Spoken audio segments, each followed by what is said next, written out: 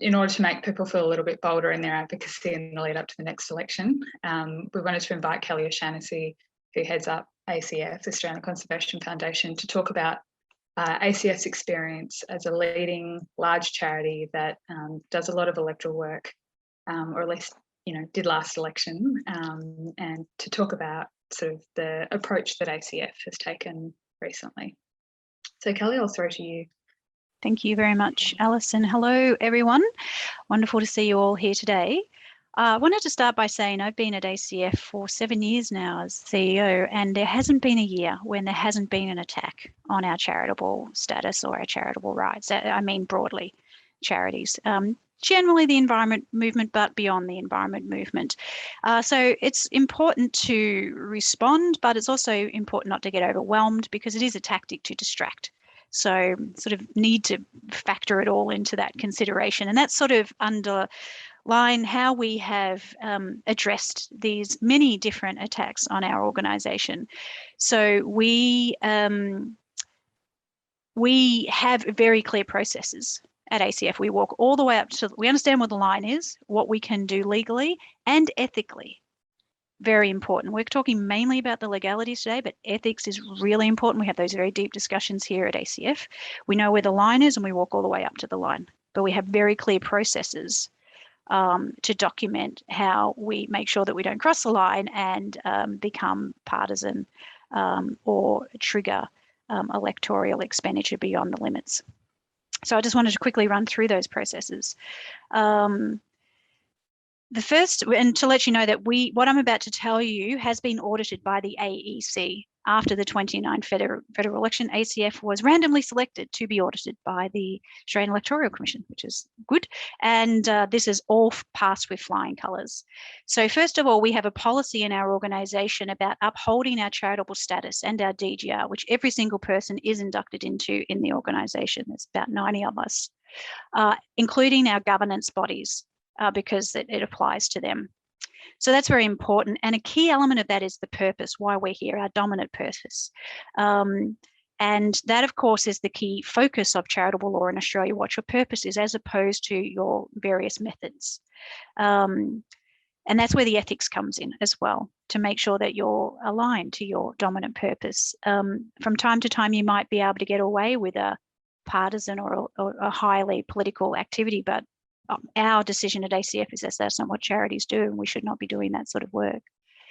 We have an election protocol that we put in place at a certain time before the election. So there's an announcement. Here's the protocol. It is now in place. That is not just in the 6 weeks of an election period. That is done when we feel that we're getting very active around an election. It defines electoral expenditure, what we consider electoral expenditure. I'm going to cover that off in a sec. It sets increased sign-off protocols for that period of time. ACF really empowers its staff. I don't sign off on media releases and all the communications that go out from ACF. I'm sure that's the same in many big organisations, but we have more increased sign-off protocols during the election time. We set authorization protocols. We set account codes to keep records of electoral expenditure so that we can map it and so we don't exceed the limit. And we set disclosure requirements for donations that are used for electoral expenditure and that are explicitly solicited on that behalf, which we don't do at ACF, and therefore we've never triggered that clause. We have a strict expectation that all staff and all volunteers will stick to that protocol because, as I said earlier, we want to have the biggest impact we can. We know what we're allowed to do and we do all of it. We walk all the way up to that line. But everyone needs to know that that's a little bit, we don't play safe. We don't play conservative. We do what we're allowed to do, but you've got to know what you're allowed to do. So we expect everyone to adhere to that. And for us, we've made the decision that electoral expenditure is triggered when we do a scorecard and that we start communicating that scorecard. And that scorecard looks like something that could be considered a how to vote. It's not, and I will defend to the rights that it's not forever and ever and ever, and do when I'm dragged up in front of committees of Parliament. However, that is where we draw the line. So any communications around the scorecard, advertising around the scorecard, we will count as electoral expenditure. If we don't do a scorecard, which we're not really thinking about doing this time, then we may not have any electoral expenditure at all in this coming election, and nothing else is triggered. This approach got massively got a big focus on some politicians. We were very criticised by some politicians. I'm sure that was one of the reasons why the AEC randomly selected us, but we provided all of the documentation to the AEC. They looked at it and we were fine and passed with flying colours. So even though politicians will politicise this for their game, it doesn't mean that you're breaking any laws or any ethics. So that is how we do it at ACF. We're not going to get intimidated, but we are going to understand exactly the law, and we're going to have an ethical conversation as well. And then we're going to document how we're going to operate in this organisation and expect everyone to adhere to it. Thanks, Alice. Wonderful. Thanks so much, Kelly. That's really helpful, and also really great to hear that like all staff at ACF are across it. I've certainly heard from some folks in the sector that there can be a lot of anxiety, particularly among kind of junior level staff, because they have some sense that there are some laws out there that restrict advocacy, but no real clarity on what it means, and they don't have that empowerment to actually make that assessment of their own communication. So love that. That's awesome. Fantastic. So I will just share my screen. In terms of how we're going to run this session today, I'm going to talk through some sort of introductory steps for how to make the assessment, and then I will throw to Kira, who will talk through more of the details on electoral matter and disclosure. Can everyone see my slides? Yeah. Great. Excuse me while I... Fantastic. All right, so let's get started. I wanted to start off by talking through some common misconceptions, just to provide a little bit of reassurance around these laws. I think in particular, I've certainly come across with each of these concerns as I've worked with organisations to understand their obligations.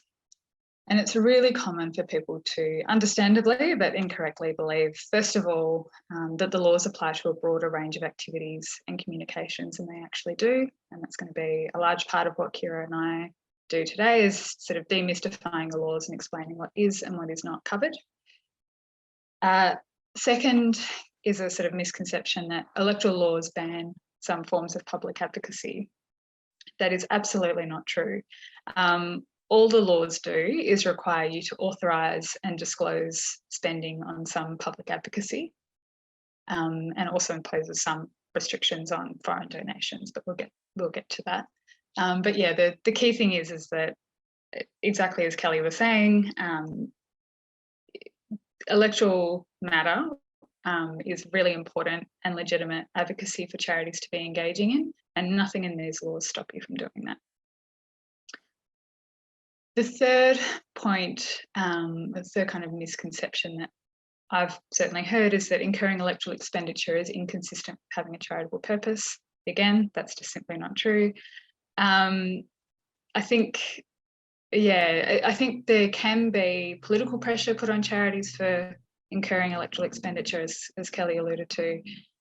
That pressure could be different for different organisations, depending on the issues that you're working on and how hot a topic it is for the government. But I wouldn't profess to know how much pressure that might put on your organisation. I definitely wouldn't want organisations to overestimate that political pressure. And also to give another plug to Hands Off Our Charities and the coalition of charities working there to defend charities when they come under attack and come under political pressure.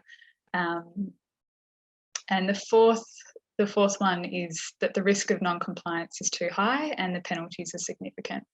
I think it's really important to note here that the Australian Electoral Commission takes an educative approach to compliance, especially for inadvertent breaches. And look, what we've seen in past practice is if the AEC picks up on a mistake, then you will get the opportunity to rectify that error, or at least to have a kind of communication with the AEC. So don't be too scared, I suppose, even when you see the kind of penalties, the penalty figure written there in the law or in the guide. Short point of all of this is just, as much as possible, please don't let these laws chill your organisation's advocacy.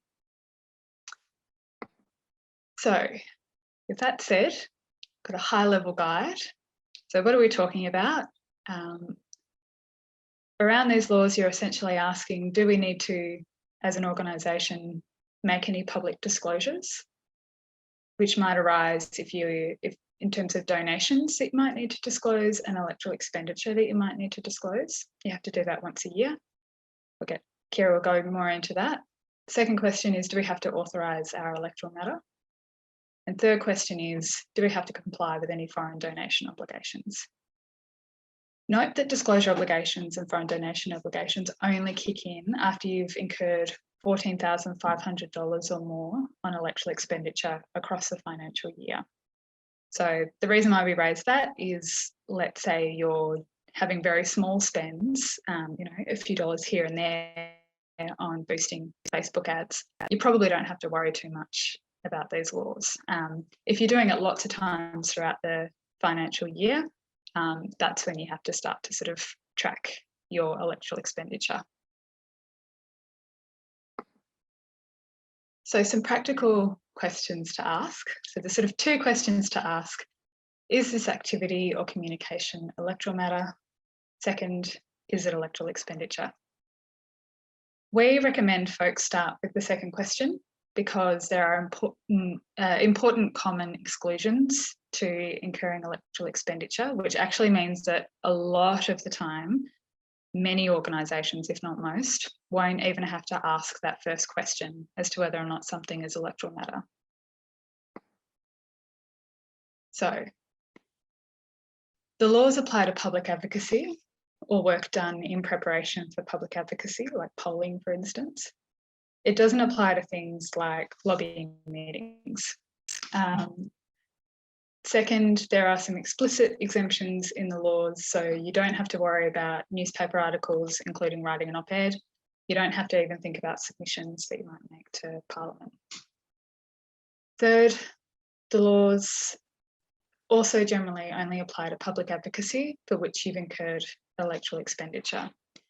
There is an exception to this, and forgive me for the sort of slightly wonky terminology that I'm about to use, but when it comes to electoral matter, the central question is the dominant purpose of that communication for the purpose of influencing votes in an election.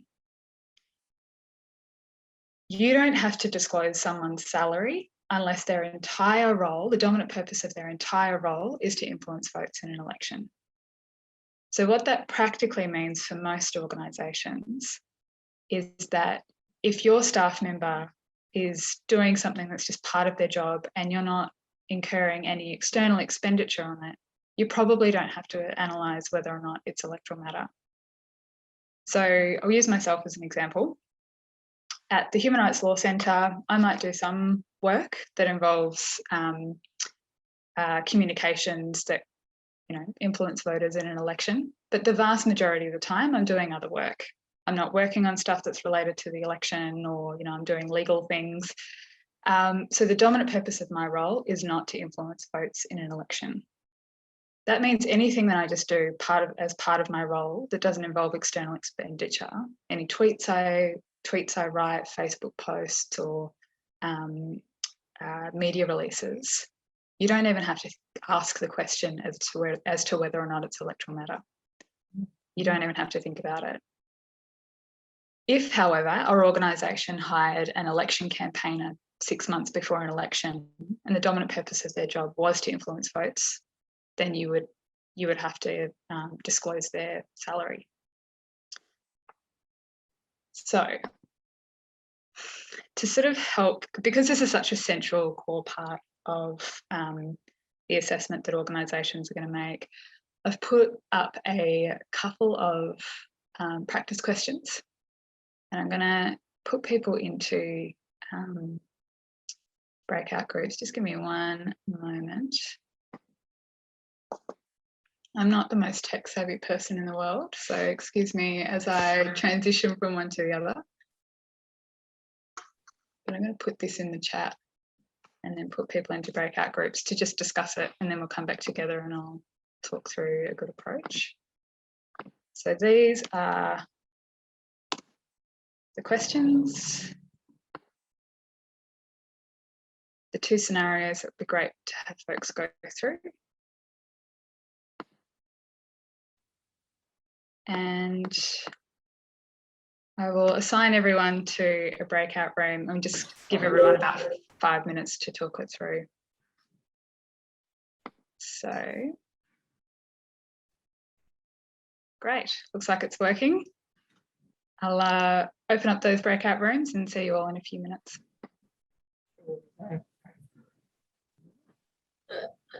Oh, I don't know. You got it, yeah. Oh, yeah.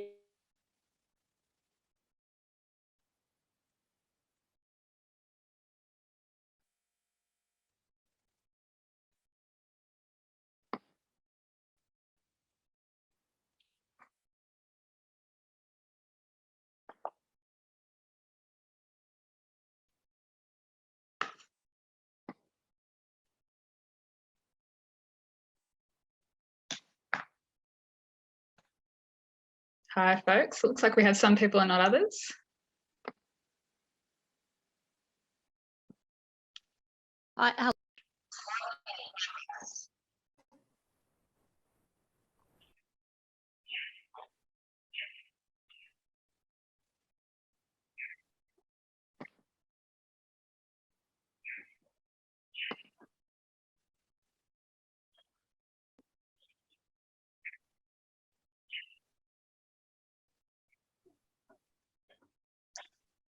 All right, I think that's more or less everyone back. So I hope that went okay. In terms of talking through each of the scenarios very briefly, so with scenario one, the role of the staff member, that person works on getting a charter up for Australia. And I didn't give this much detail, but we're talking about someone who works, you know, whether or not it's an election year. They do lots of different jobs. They don't just work on electoral matter. And so for that purpose, so for that reason, the dominant purpose of that person's role is not electoral matter. And so you don't even have to think about their salary, and you don't have to think about anything they do in their role that doesn't involve external expenditure. So because they're just doing an organic, i.e. unpaid Facebook post, you don't even have to worry about whether or not it's electoral matter. They can do it and they can get on with their day. One thing I'll note is if you are already a third party or a political campaigner, you might have to assess the post in order to work out whether it should be authorised.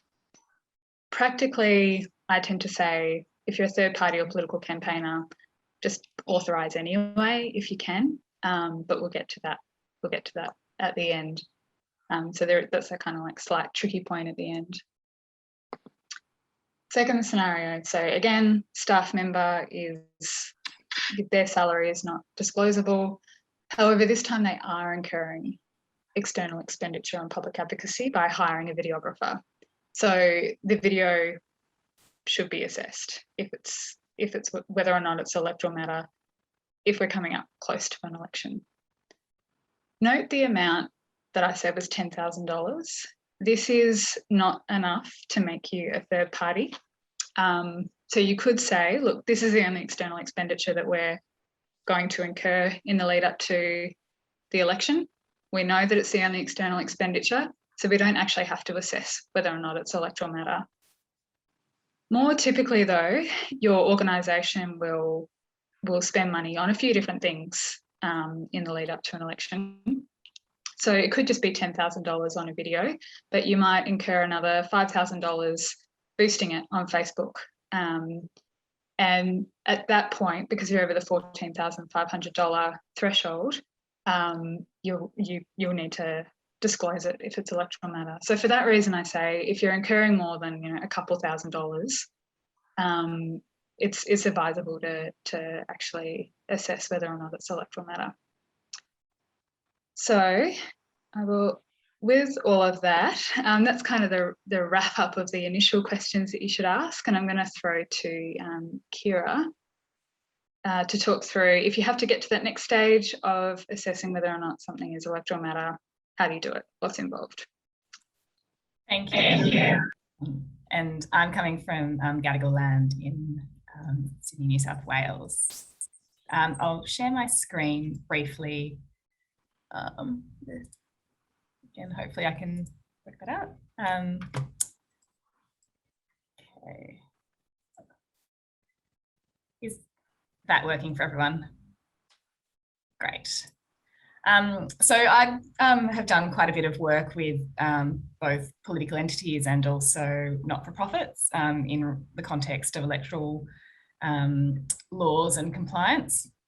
I ran a couple of years ago the Court of Disputed Returns Challenge down in Melbourne, where there are a few electorates where the Liberal Party had produced signs in purple kind of AEC styled insignia, which said that the correct way to vote is to put one next to Liberal, and we challenged that on the basis that it was misleading or deceptive conduct under a quite particular provision of the Electoral Act.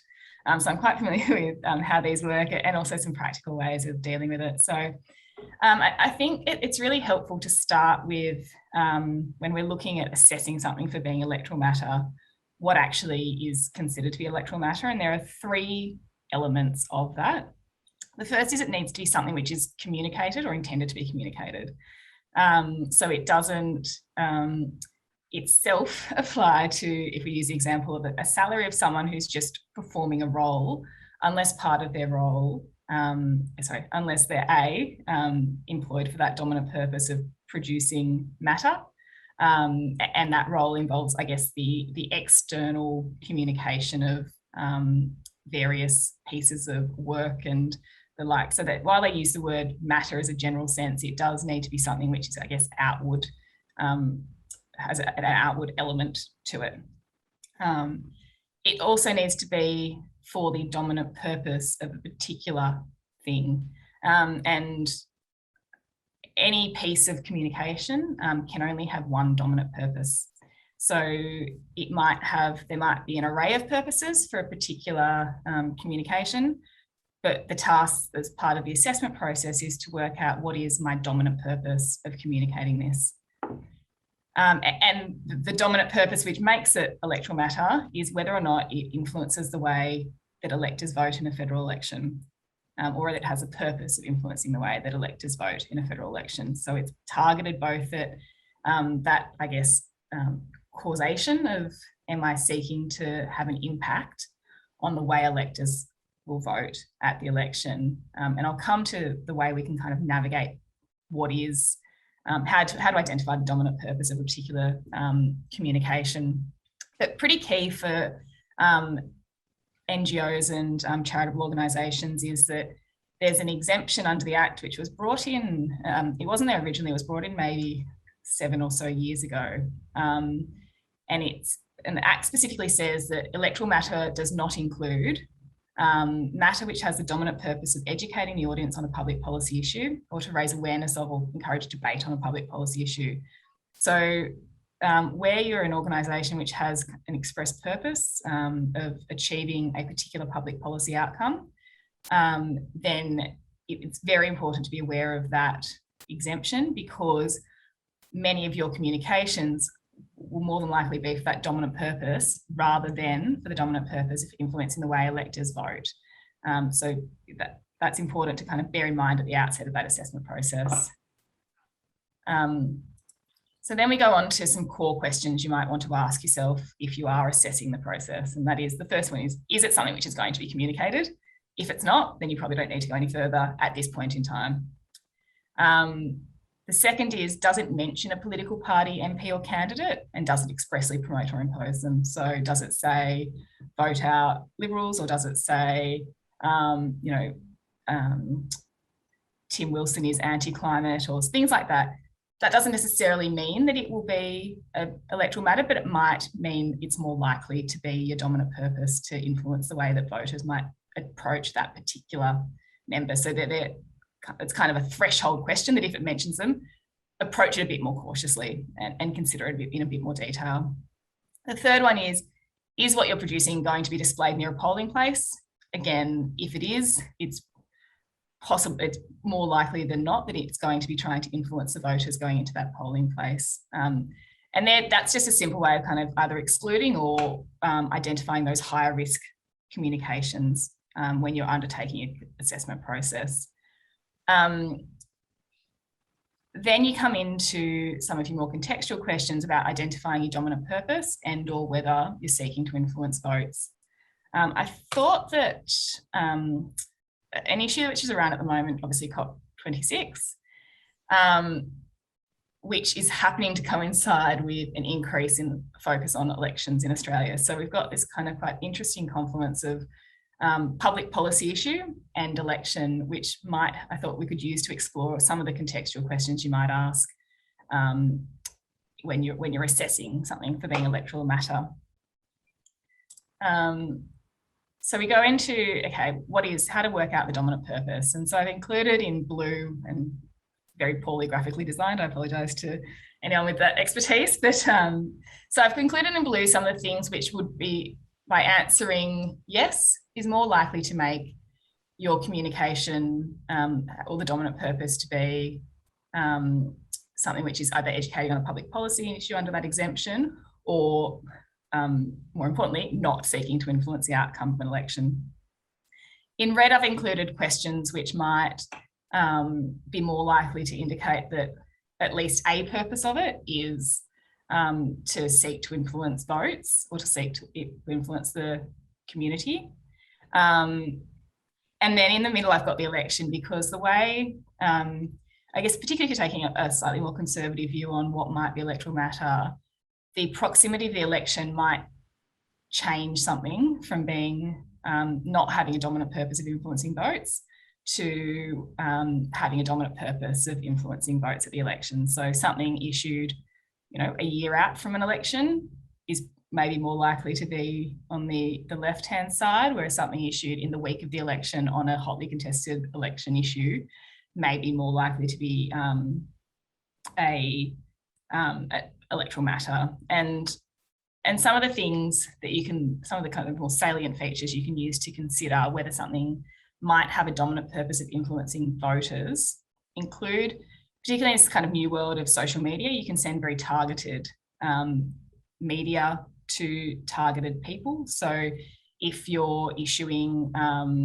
particular communications to voter groups that are vulnerable to changing their vote on a particular issue, or that really want to be targeted in the context of election, that may be an indication that your dominant purpose is actually to influence their vote rather than necessarily to fulfill your charitable purpose or dominant purpose. Like Alice said, that's completely fine. It's more just how you characterise that communication. There's a question that pops up a lot is, I'm advocating on this particular issue. It's obviously an issue in the election. If we use climate change, for an example, I'm trying to seek to, the question might be, am I seeking to influence the candidate or the party on their policy, or am I seeking to influence the voters in the election? So you might consider, am I producing this in a swinging electorate where there's a real chance that a really high profile campaign on this issue, like climate change, could actually produce a policy outcome or a policy change, or educate people on the policy positions of various candidates? Or am I issuing in an electorate where I know there's absolutely no chance of policy change, and therefore it's more likely that my dominant purpose is to influence the voters to vote against the person that won't change policy? And again, proximity to the election, when you're looking at that question, will impact on how likely it is that your dominant purpose will be a particular influence issue. So if you're looking at something like COP26, so just say, as an organisation, I incur external expenditure to produce a report on impacts of climate change. And I do that now. Sorry, I think I'm just getting a bit of an echo. Okay, stop now. So, you know, that report, and my purpose as an organisation is to obviously educate or promote protection of the environment. So production of the report very clearly aligned with the purpose of my organisation and is unlikely to have a dominant purpose of influencing votes at an election. I then, you know, and that's even if there's an election in the future, nearby, but I'm using that report for an educative purpose. If then I start to extract parts of that report and put it into part of it, I guess, a targeted voter campaign, then that new communication, being what I target at the voter, may be electoral matter, because even though the report itself wasn't, what I'm producing now based on that report, if the dominant purpose of that communication is to influence a vote, then that new communication itself may need to be considered for, you know, does it meet the electoral expenditure targets and does it need to be authorised? I think if the election, for example, was to be in a month's time, given, and this is why context is quite important, given, you know, the huge amount of advocacy focused on trying to have our government change its position on climate change and various targets, I think a vast amount of the advocacy that's happening at the moment would still be targeted, would still not be electoral matter, because it's very clearly targeted at changing government policy rather than necessarily seeking to influence voters at the upcoming election. So it's also very important to bear in mind what is the context in which I'm producing this. Is it a general electoral issue, and is it also an issue which could be targeting for other purposes? So that's, I guess, some of the matrix. And I guess the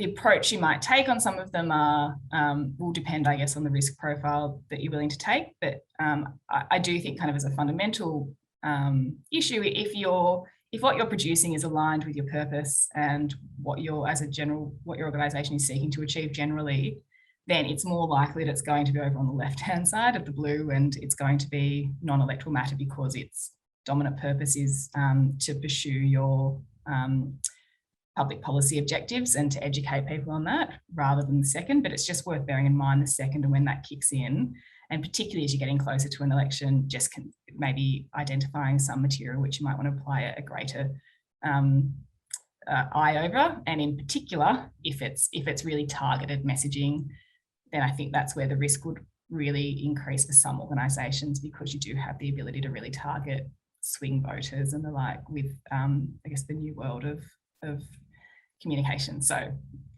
that's the matrix at the moment. Then we go on to some practical tips. I think I've covered the proximity to the election. If it relates to a clear issue in the election, then it's more likely the dominant purpose is electoral matter. That will be balanced against how closely it is related to your dominant purpose as an organisation. But just in terms of building your risk profile, you need to consider each communication, because it can change, and something which might have been not electoral matter a year out might become electoral matter if it's closer to the election. And a good way of doing it is, if there's something you're not sure about, document at the time what your dominant purpose is. That isn't a kind of, that's not necessarily that the AEC will accept that as a dominant purpose, but it just shows that you've turned your mind to it, and this is why you've resolved that it's not what your dominant purpose about that communication is. That's, I guess, you wouldn't need to do that for every single thing, but just if you've got some bigger expenditures which you've decided are not electoral matter, then you might want to include your process for that. What does it all mean? As Alice will get on to authorising electoral matter, the other consequence of having something be electoral matter is that if you spend more than $14,500 on electoral matter in a particular financial year, you become a third party and you have disclosure obligations under the Act. You don't need to register as a third party. You don't need to do anything until the financial year ends, and you then need to lodge within 20 weeks of the election, sorry, 15 weeks of the end of financial year, a disclosure record, and that disclosure record needs to say how much money you received, which you then used to spend on electoral expenditure. And then it also must say how much electoral expenditure you spent. You don't need to list, you don't need to itemise what that was. So that's not, but the two headline amounts will both be public. There's an annoying part of the Electoral Act which says that if you use any part of a donation for electoral expenditure in a particular financial year, then you need to disclose that in any time you need to lodge a third-party return, and you need to lodge a third-party return when you've spent over that threshold in the year. So that would mean that technically, if last year I got a donation of $20,000 from someone, I used $5,000 on it last year, and then for electoral expenditure, and then I used another $5,000 on it this year for electoral expenditure, I need to disclose that donor twice, which is just, it makes it annoying for organisations to track that. So what I recommend, if you're going to be doing a lot of advocacy and you think you're going to be incurring quite a bit of electoral expenditure, you could consider creating a campaign account so you can just easily track what comes in and goes out for disclosure purposes. I would only recommend then that if you're looking at spending, you know, quite a bit, not if you're looking at just spending around the actual threshold. Consider creating a process for how donations might be used. So, and by that I mean, you know, do you need to tag donations that you receive? So you might say, we're not going to use any donation of more than $14,500 for electoral expenditure. So therefore we don't need to worry about how much of that we've spent in any one year for disclosure purposes. So in which case you're just using your smaller donations or other funding to spend on electoral expenditure. If you are using any part of a donation to spend on electoral expenditure, then you'll need to check that the person who is donating is not a foreign donor. So that's, again, can be a benefit to kind of excluding those bigger donations from your electoral expenditure fund, because I know a lot of organisations, particularly not-for-profits, will be getting donations from all around the world. And while it's fairly simple to confirm that someone's not a foreign donor, it just creates that additional consideration.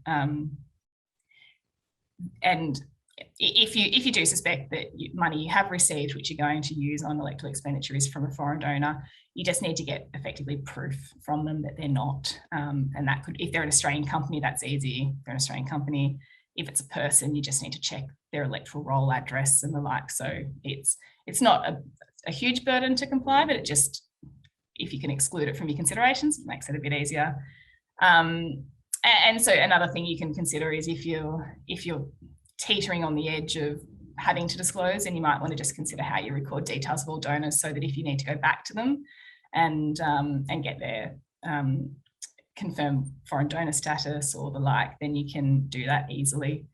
I should say as well, sorry, that is all those figures are cumulative, so it's whether for disclosure of electoral expenditure or donors. If someone donates $2,000 a month, or you spend $2,000 a month, it's what you spend in or receive in that financial year. It's not just a one-off donation. And I think that kind of covers both the electoral matter and the disclosure parts, and I can hand back to Alice for the authorisation. Awesome, thanks so much for that, Kira. I suspect after everything that Kira and I have said, there might be a few people going, goodness, it feels like a lot. Just to provide a little bit of reassurance, like go through the guide, listen to this again, or we can share our slides, and it will start to settle in and become a little bit more clear. Well, it will become clearer as time goes on. And so the last thing that I was gonna cover substantively is authorisation. So I'm going to share my screen one more time.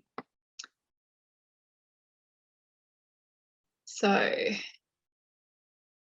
authorisation.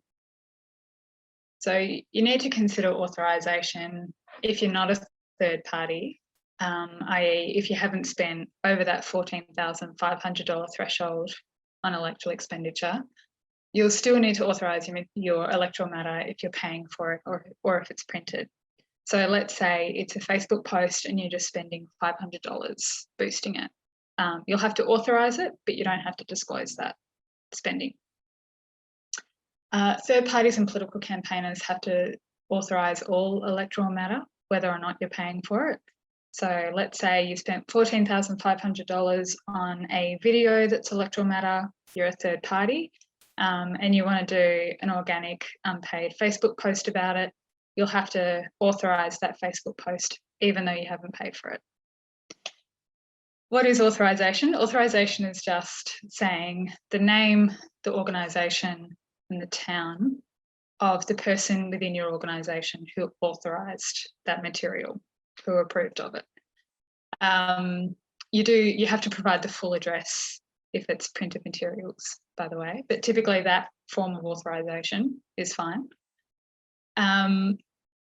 Check the guide in terms of how to authorise different kinds of materials, whether it's like, Facebook post or pamphlet or a news ad or a newspaper ad. We go through each of the permutations there. And also, one question that often comes up from folks is, going through and assessing whether or not something's electoral matter takes a lot of our time. We don't want to do that for every Facebook post. Can we just authorise everything?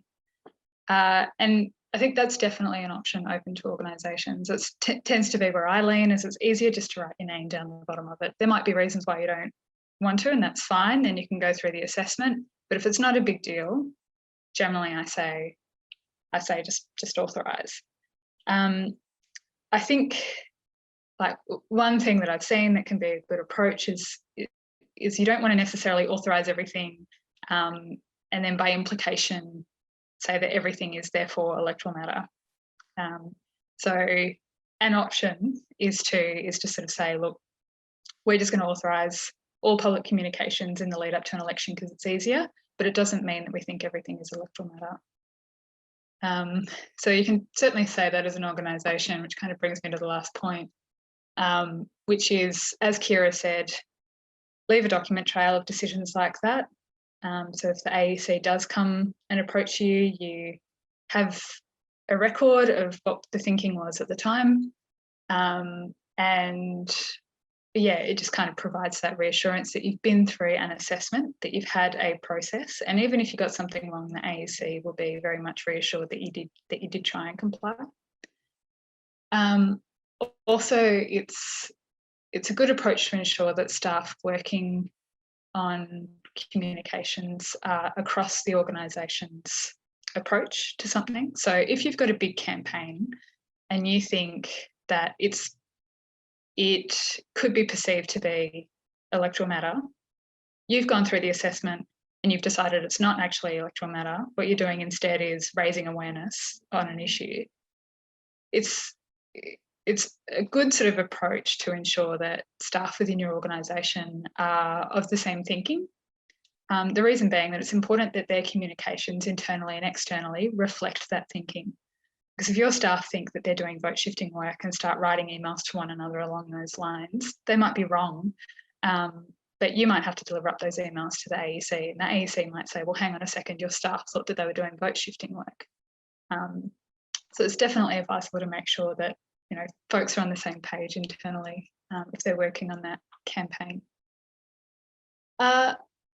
If you think, so most of what Kira and I have spoken about today really focuses on third parties. If you think you might be a political campaigner, that is, if you think you might spend over $500,000 on electoral matter, we encourage you to get in touch, and we can talk through some more specific information relating to political campaigners. So I've put my email address there. And also, if you're interested in sharing practical tips for compliance, let us know. I know that there's lots of organisations who've grappled with these laws before and they already have things in place. It'd be wonderful to share that information so we can pass it on. I also want to note, remember the guide. I'm sure folks will have questions after this, but hopefully it is addressed in the guide. If it's not, let us know. The guide is a kind of living document, so we're going to be updating it as we go. And yeah, and likewise, if you see that we've got something wrong, please definitely let us know as well. Or if you've got questions about it, let us know. So that's the wrap, and I'm going to throw to Harriet if there were any questions that came up. Yeah, sure. I might just start with Hayley because she just had a very simple question. I'll just shoot away. It's just whether the slides will be available for the participants, whether they'll get sent through. I can certainly send mine through. Kira, are you comfortable with that? I think that was a yes. Awesome. Great. Yeah. And that's great. Klaus just asked a question in terms of meeting the requirements for recording details in terms of foreign donors. So I might shoot over to him if he wants to ask that question now. Yeah, thanks. Yeah, so my question is just around, if you use something like Shaft as your main fundraising tool, I don't know, because I haven't used it much. I don't know how much detail you see in terms of from the donors, who the donors are, whether it's easy to find out whether they're considered foreign donors or not. So I was just wondering whether you've got any thoughts on how, just the information you get from Shaft, whether that would be enough for you to meet the requirements. I guess it only really becomes relevant if you're getting donations of more than 14,500 from any one person on Shaft. Oh, that's a single person. That's not the total. Yeah, so it's from a single donor. For third parties, it has to be that one person in one or a series of donations in a financial year have donated more than 14,500. So I think if when you're looking through the Shaft records, if you're finding that any one person has past that, then and you're going to use that money on your electoral expenditure, then you can look at their obligations and you might need to contact them through the email they've provided to Shaft to get confirmation that they are not a foreign donor. But if I think it is quite a high, I guess, threshold to meet. No, I don't think that will be a problem. I thought it was just a total that you raised. No, so it's one donor. Okay, that's good. Thank you. Just to add to that, I think if you're going out and fundraising on a specific tactic that is electoral expenditure, then you'll need to be, like, you could do a checkbox or something like that, but you will need to be across the foreign donor status of donors who give, I think it's over $100. Is that right, Kira? Yeah. Yeah. So you have to be a little bit more diligent if you're fundraising specifically for a tactic that is electoral matter, but otherwise it's that $14,500. And would you be able to, so from the details that I can see from Shaft, then would I be able to tell whether they're foreign donors or not? I guess all I need is the address and Australian address. Yeah, I reckon we might move on because we're running out of time. But Klaus, if you want to reach out with specific questions, feel free to email me. Harriet? Great. Sorry, just had a question specifically in relation to a coalition organisation. So sorry, do you want to ask your question?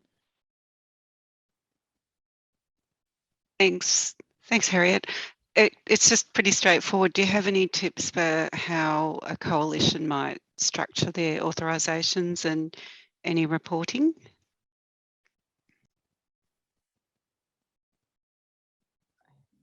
Yeah, it's a tricky one. It is one that comes up. I think, making a decision ahead of time in terms of who the authoriser is going to be, I think is certainly advisable. That person does actually have to authorise the materials. You can't just sort of nominate anyone. They have to perform that role. And I think budgeting ahead of time and being conscious of how you're going to track donations ahead of time becomes especially important. Kira, does anything come to mind for you? Yeah, just to have an email where you decide who is going to be responsible for authorising the material, so that that's clear, and also, I guess, as between yourselves, you've agreed that you're comfortable with them undertaking that work, and then the actual donations, it will depend on, I guess, how much each person within that coalition provides in the way of themselves covering the electoral expenditure. So if each party is agreeing to contribute 20,000 to, then each of you will become a third party and need to monitor your own donations. It might be that you're providing in-kind services and not actually incurring the electoral expenditure. So I think just, yeah, turning your mind to how that's practically going to work so that you can document it and have it clear that this is the approach we've taken, and this is who will need to disclose and the like. Yeah, thank you. All right, we're probably, I thought we might squeeze in one more question, but we're probably out of time. Folks, thanks so much for joining. Again, we'll make the recording available. If, again, after going through the guide, you have major questions, do reach out and we'll do our best to try and work through them with you. But otherwise, a huge thanks to Kira and Kelly, and yeah, to you all for joining. Best of luck in the lead up to the election.